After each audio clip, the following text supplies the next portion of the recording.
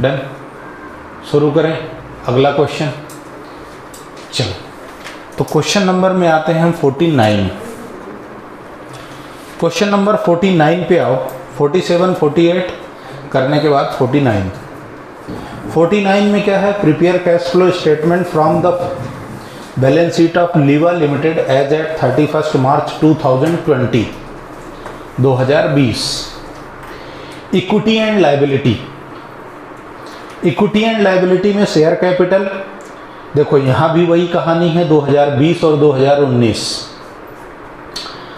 2019 यानी ओपनिंग 1,80,000 और क्लोजिंग 2020 2,10,000।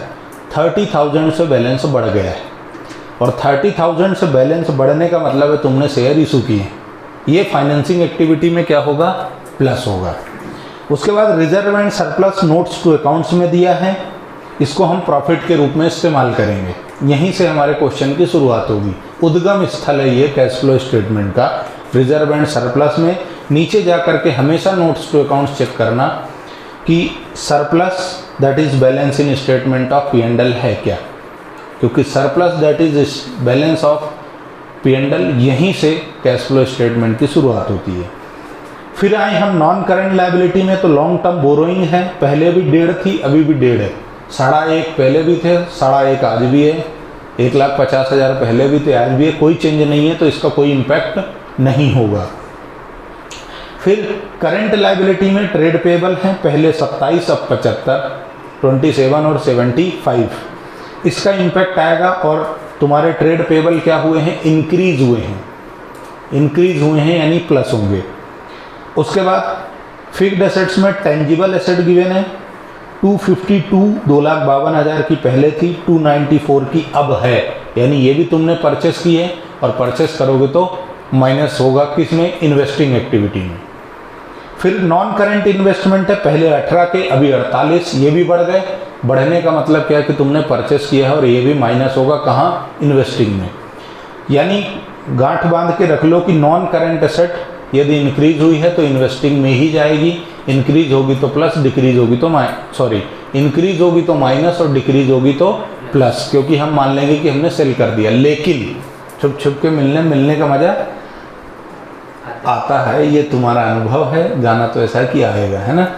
अब समझो, ये ध्यान रखना, यदि इनटेंजिबल टेंजिबल एसेट का बैलेंस डिक्रीज हुआ तो तुम एक बार चेक कर लेना कि कहीं उसमें डिप्रिसिएशन तो नहीं है। क्वेश्चन में डायरेक्ट कम दिखे, वैल्यू माइनस दिखे, तो तुम उसको सेल मान के इन्वेस्टिंग में मत ले जाना। एक बार पूरा क्वेश्चन पूरे होशोबास बिना किसी नशे पत्ती के पढ़ लेना कि कहीं उसमें डिप्रिसिएशन तो नहीं है, क्योंकि यदि डिप्रिसिएशन होगा तो वो ऑपरेटिंग एक्टिविटी में प्लस होगा। कैसे? अगले क्वेश्चंस जब हम शुरू करेंगे तो वो एडजस्टमेंट वाले हैं और फुल फ्लेज्ड होंगे, जो एग्ज़ाम में आएंगे 6 नंबर में, ठीक है, जो तुम्हारे प्रैक्टिकल एग्ज़ाम में भी आएंगे और बोर्ड एग्ज़ाम में भी आएंगे। बहुत बढ़िया, आगे बढ़ते हैं।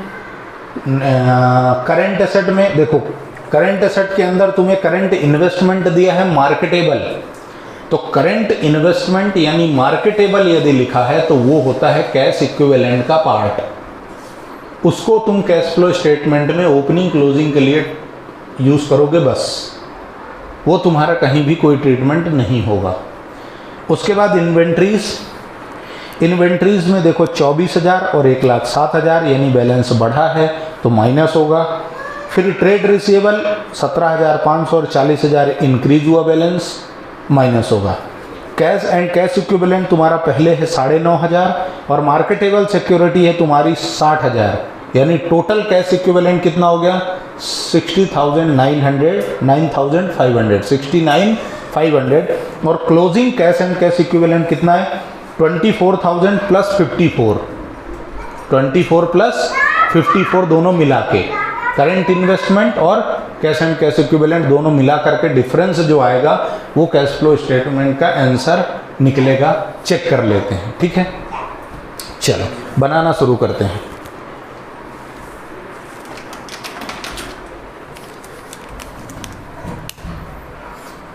Cash flow statement, question number कौन सा है? 49। पहली एक्टिविटी ऑपरेटिंग एक्टिविटी, पहली एक्टिविटी ऑपरेटिंग एक्टिविटी। शुरुआत कहां से होगी? एनपीएस पर, स्टेटमेंट ऑफ पी&एल कितना है?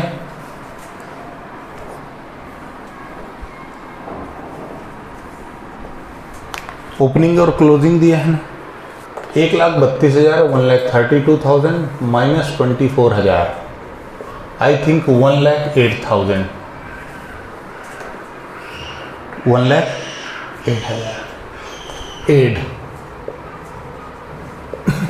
क्या ऐड करोगे? Decrease in current asset and increase in current liability. Less क्या करोगे? Increase in current asset and decrease in current liability. ठीक है, बताओ। ट्रेड पेबल, ट्रेड पेबल का बैलेंस बढ़ा कि घटा? बढ़ गया। ट्रेड पेबल कितने थे? 27 के और 75 हो गए, इंक्रीज हुआ। तो इंक्रीज इन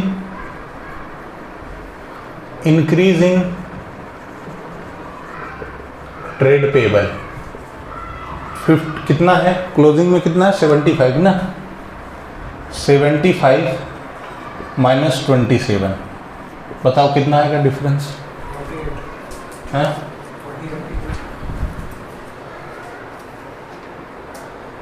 40। श्योर? आंसर बाद में गलत नहीं आना चाहिए, ध्यान रखना।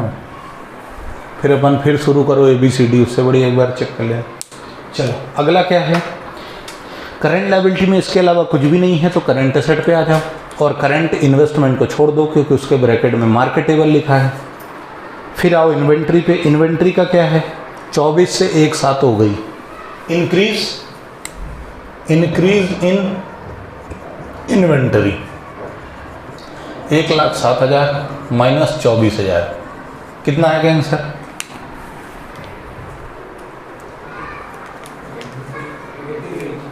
83। ये माइनस का है। उसके बाद ट्रेड रिसीवेबल 18 17.5 से 40 है ना, तो increase in TR trade receivable कितना? 40 माइनस 17,500। ऐसा तुम्हें एग्जाम में नहीं लिखना है, मैं तो तुमको समझ में आ जाए इसलिए लिख रहा हूँ। कितना आएगा? 22,500। बस, इसके अलावा कुछ भी नहीं है। ये कर लो, बता दो मेरे को प्लस में आएगा कि माइनस में? प्लस में आएगा, प्लस में ही आएगा। तो cash flow from operating activity कितना?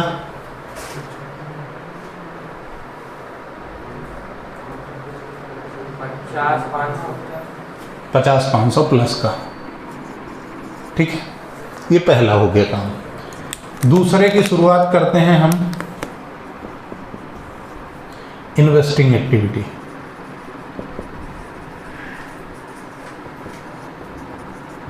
इन्वेस्टिंग एक्टिविटी हमारी क्या कहती है? इन्वेस्टिंग एक्टिविटी कहती है, इन्वेस्टिंग में सिर्फ क्या आएगा? Fixed asset. तो फिक्स्ड एसेट में क्या है? टेंजिबल एसेट और नॉन करंट इन्वेस्टमेंट। तो बताओ, परचेज हुआ है या सेल? बैलेंस बढ़ा है कि कम हुआ है? बैलेंस बढ़ा है। तुम्हारी टेंजिबल एसेट 252 से 294 हो गई, तो टेंजिबल फिक्स्ड एसेट कितनी? 294,000 माइनस 252,000। ओपनिंग क्लोजिंग का ध्यान रखना। देखो, तुम जब बुक में क्वेश्चन करोगे ना, तो तुमको पहले क्लोजिंग लिखा रहेगा, बाद में ओपनिंग। मतलब इस क्वेश्चन को देखो तो पहले 2020 लिखा है, फिर 2019 लिखा है, पर जब तुम एग्ज़ाम देने जाओगे ना तो नज़ारा उल्टा होगा, ये ध्यान रखना। तो पूरे होशोबास में और बिना किसी नशे पत्ती के, है ना, आग लगे बस्ती में तुम तुम्हारी मस्ती में, पड़ोसन की जगह तुम अपने क्वेश्चन को देखना। बताओ कितना? 42 माइनस की प्लस, परचेज है ना, बैलेंस बढ़ा मतलब परचेज है यानी माइनस। नेक्स्ट इन्वेस्टमेंट का क्या किया, वो भी परचेज है, परचेज ऑफ इन्वेस्टमेंट कितना, परचेज ऑफ इन्वेस्टमेंट कितना है 18 से 48, 48 माइनस 18 30,000, 30,000 टोटल कितना हुआ 72 माइनस का, और माइनस का है तो तुम क्या लिखोगे,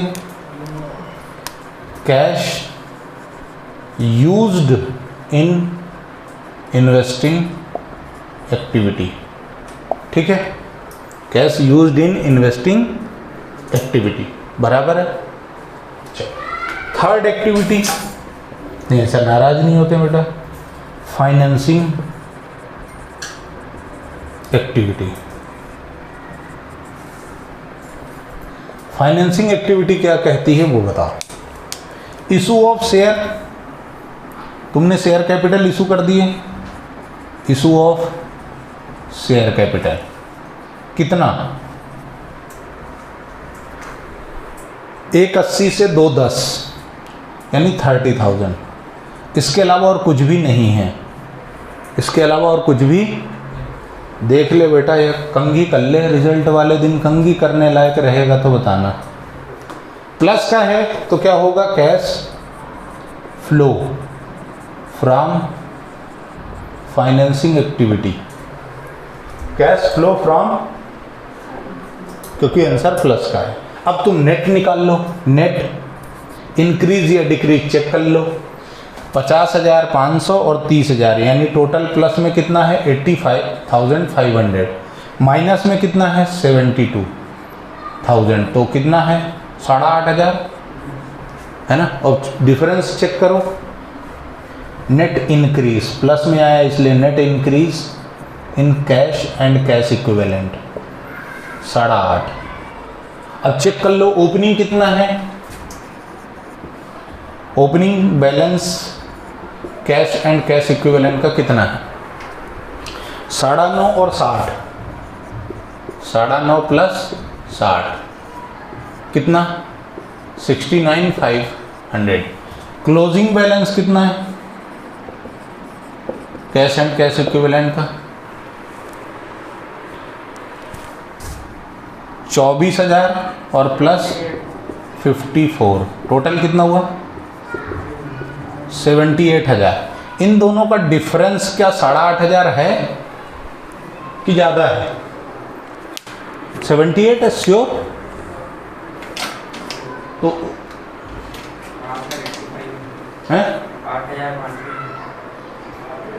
देखो 8,500 में से 500 उसको दिया तो 70 और 8 78, सही तो है, बिल्कुल सही है। यानी कि तुम इसमें प्लस कर दो 8.5 तो ये कितना होगा 78,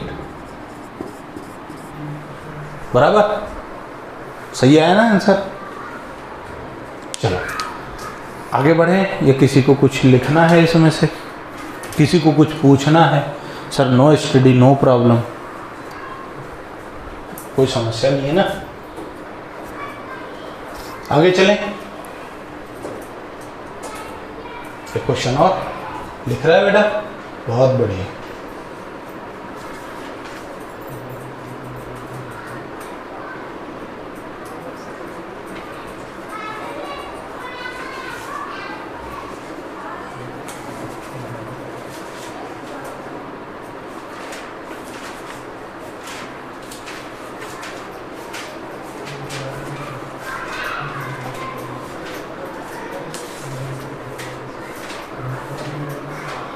अब अपन कौन सा करेंगे 50, क्वेश्चन नंबर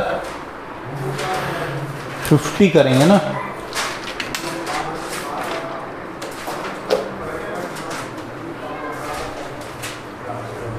होगी, अच्छा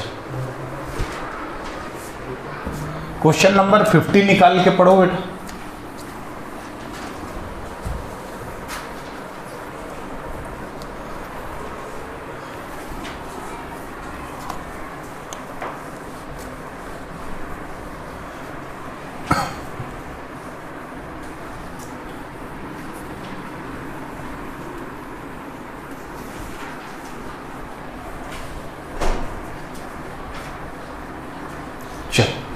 50 पढ़ा क्या थोड़ा बहुत भी?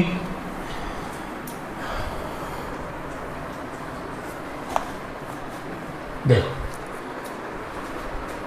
क्वेश्चन 50 क्या बोल रहा है? Question 50, from the following balance sheet of additional information of Shubh limited you are required to prepare cash flow statement as per AS 3 revised. पढ़ना शुरू किया हमने। शेयर होल्डर फंड में शेयर कैपिटल सब ओपनिंग में 2019 में 3 लाख और क्लोजिंग में 4.5, 1.5 लाख का इशू है, प्लस होगा कहाँ? फाइनेंसिंग में। रिजर्व एंड सरप्लस में लिखा है नोट नंबर 1, तो नोट नंबर 1 चेक करना पड़ेगा, कर लेंगे।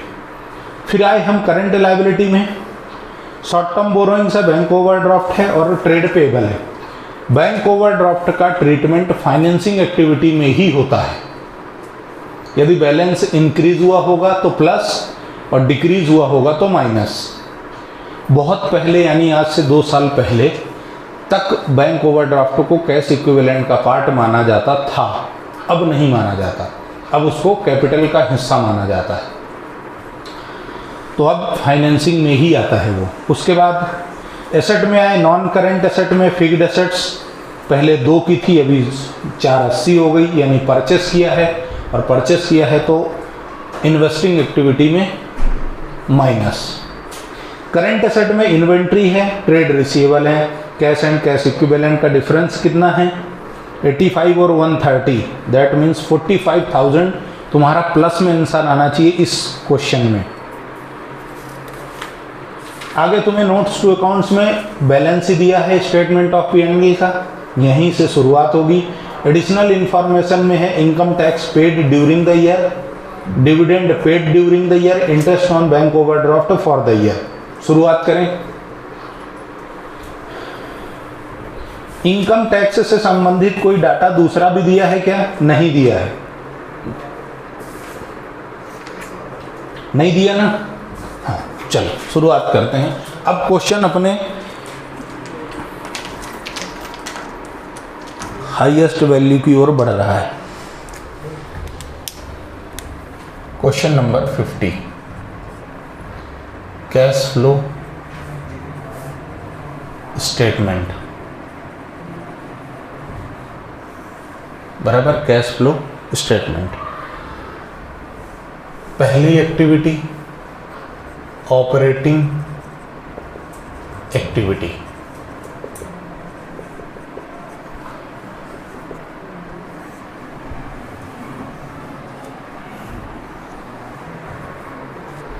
लास्ट क्वेश्चन है, छुट्टी कर दूंगा इसके बाद।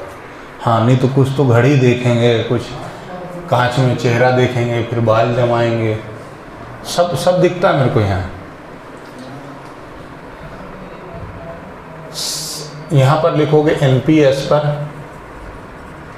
स्टेटमेंट ऑफ P&L, और ज़्यादा पढ़ना भी नहीं बेटा। ज़्यादा पढ़ोगे जीवन में टॉप अप करोगे, किसी कंपनी में नौकरी करोगे, सुबह 8-9 बजे जाओगे, रात को 8-9 बजे आओगे, जीवन झंड, क्या मतलब है इतनी पढ़ाई करके, है ना?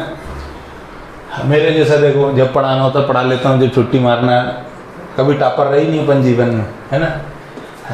स्टेटमेंट ऑफ P&L बैलेंस कितना ये बताओ? 50, 185 माइनस 50, ऐसा नाराज हो जाएगा, मतलब कितना हुआ? 135 प्लस में आएगा गुर्जर साहब की माइनस में? देख लो सर अपने हिसाब से। एड, जो एडिशनल इंफॉर्मेशन में गिवन है 3 चीजें, तीनों यहां प्लस हो जाएंगी। कौन कौन सी? ऐसा हर क्वेश्चन में नहीं होगा, है ना? इस क्वेश्चन में हो रहा है ऐसा। वो फॉर्मेट की शुरुआत ही वहीं से होती है। क्या क्या गिवन है? Income tax paid, dividend paid और इंटरेस्ट पेड, ठीक। प्लस में क्या आएगा बताओ? टैक्स पेड और डिविडेंड पेड। कितना है टैक्स पेड ये बता दो। 35,000 दिख रहा है मेरे को, सही है? और डिविडेंड पेड है 30। ये कहलाएगा कितना? 195 कि 2 लाख? 2 लाख। ये कहलाएगा तुम्हारा, क्या कहलाएगा ये? NP before tax and extraordinary item. ठीक है, इसमें फिर से तुम प्लस करोगे interest on bank overdraft. Interest on bank overdraft. एक चीज़ तुम बचपन से पढ़ते आ रहे हो कि यदि कोई चीज़ एडिशनल इंफॉर्मेशन में है तो उसके हमेशा 2 इफेक्ट होते हैं। ये तुम 11th क्लास के फाइनल अकाउंट से पढ़ते हुए आ रहे हो कि जो चीज़ ट्रायल बैलेंस में उसका सिंगल इफेक्ट होता है और जो ट्रायल बैलेंस के बाहर यानी एडिशनल इंफॉर्मेशन में है वो एडजस्टमेंट और एडजस्टमेंट के हमेशा 2 इफेक्ट होते हैं। तो यहाँ पे जितनी भी चीज़ें एडजस्टमेंट में लिखी हैं उन सब के 2 इफेक्ट होंगे। एक एक हमने दे लिए और दूसरा इफेक्ट देखो कहाँ होता है। इंटरेस्ट ऑन बैंक ओवरड्राफ्ट कितना है? 4000। डिप्रिसिएशन वगैरह कुछ है क्या इस क्वेश्चन में? नहीं है ना, कोई कॉलम ही नहीं है। तो ये तुम्हारा जो निकल के सामने आया 2,04,000, ये क्या कहलाएगा? ये कहलाएगा operating profit. Operating profit before working capital changes. ठीक है, ये क्या कहलाएगा? Operating profit before working capital changes. अब इसमें तुम फिर से क्या करोगे? ऐड और लेस की कहानी फिर से सुनो। क्या ऐड करोगे? अभी तक जो तुमने 3 क्वेश्चन किए 47, 48, 49, तीनों में तुमने यही किया। क्या किया? Decrease in current asset and increase in current liability. और फिर तुमने लेस में क्या किया? इंक्रीज इन करंट एसेट, जो ऊपर लिखा है उसका opposite, decrease in current asset sorry liability. बराबर। अब चेक करो करंट एसेट में क्या हुआ है। करंट एसेट बढ़ी है कि घटी है? ट्रेड पेबल और ट्रेड पेबल बढ़ गए कितने से? 20,000 से। 20,000 से ही है। तो इंक्रीज इन ट्रेड पेबल कितना? 20,000। उसके बाद उसके अलावा करंट लायबिलिटी में कुछ भी नहीं है, सीधे चले आओ कहाँ? करंट एसेट में। करंट एसेट में क्या चीज़ है? इन्वेंट्री। और इन्वेंट्री क्या हुई? इंक्रीज की डिक्रीज? इंक्रीज हुई है कितने से? इंक्रीज इन इन्वेंटरी कितने से? डिफरेंस बताओ ओपनिंग क्लोजिंग का। हाँ मेरे को मालूम है बुक आगे है कि पीछे चली गई। कहाँ गई बुक? कौर मज़ा आ गया यार, दिल जीत कौर हो गया तुम। बताओ डिफरेंस बताओ कितना? 10,000 माइनस में। ठीक है, अगला है ट्रेड रिसीवेबल। ट्रेड रिसीवेबल का बैलेंस बढ़ा है कि कम हुआ है? यहाँ से वहाँ तक ऐसा लग रहा है जैसे कि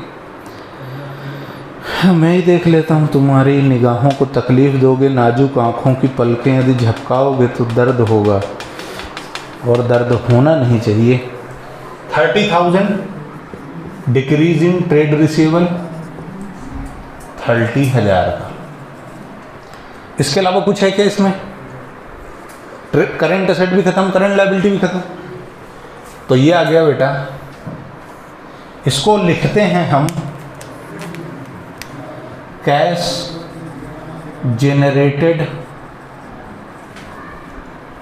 जनरेटेड फ्रॉम ऑपरेशन। कितना? 2,04,000 प्लस 50 और माइनस 10 244। ठीक है, यहां से तुमको करना है लेस टैक्स पेड। देखो एक इफेक्ट यहाँ आया और दूसरा इफेक्ट यहाँ आया। टैक्स पेड कितना है 35 माइनस अब जो निकला है ये कहलाएगा cash flow from operating activity. और यकीन मानो एमपी बोर्ड वालों, तुमको 90% चांस होता है कि क्वेश्चन सिर्फ और सिर्फ ऑपरेटिंग का ही आता है। इन्वेस्टिंग फाइनेंसिंग में वो जा ही नहीं पाते, उनको मज़ा ही नहीं आता है। पर सीबीएसई वालों तुमको तो पूरा आता है, इसलिए ध्यान रखना ये ऑपरेटिंग है। और अभी भी ये अपने तांडव की स्टेज में नहीं है ना, अभी भी बहुत लो लेवल पे है। तो 2,44,000 में से 35 जाएंगे तो कितने बचेंगे? 2 लाख नहीं, 9 लाख तो नहीं बचेंगे, 2 ही लाख बचेंगे। 5,000 ठीक है, 9,000 9 यही ठीक है। अब इसके बाद ऑपरेटिंग तो हो गई। अब सेकंड ये टू बी कंटिन्यूड है ना, ऐसा नहीं कि तुम टू बी कंटिन्यूड अब कितना झुकूंगा है ना, अपना साथ नहीं देता मटका। चल बताओ, इन्वेस्टिंग एक्टिविटी में सिर्फ एक ही चीज है, क्या है? इन्वेस्टिंग एक्टिविटी बता कितना? इन्वेस्टिंग एक्टिविटी में तुमने फिक्स्ड एसेट्स परचेस किए कि सेल किए? तो परचेज ऑफ फिक्स्ड एसेट कितनी? 2,80,000 माइनस, तो यहां भी माइनस 280, और इसको लिख दोगे cash used in investing activity. यहां पर बैलेंस प्लस में था तो फ्लो, और यहाँ माइनस में है इसलिए यूज्ड। थर्ड एक्टिविटी में हम आते हैं फाइनेंसिंग एक्टिविटी। अब फाइनेंसिंग एक्टिविटी में क्या है वो समझो। फाइनेंसिंग एक्टिविटी में सिर्फ और सिर्फ क्या है? शेयर कैपिटल का इशू होना, और share capital issue he issue of share capital. कितना है शेयर कैपिटल का इशू होना? 1,50,000 ठीक है। इसके बाद बैंक ओवरड्राफ्ट भी गिवन है, और बैंक ओवरड्राफ्ट का क्या हुआ ये बता दो। प्लस बैलेंस बढ़ गया क्या?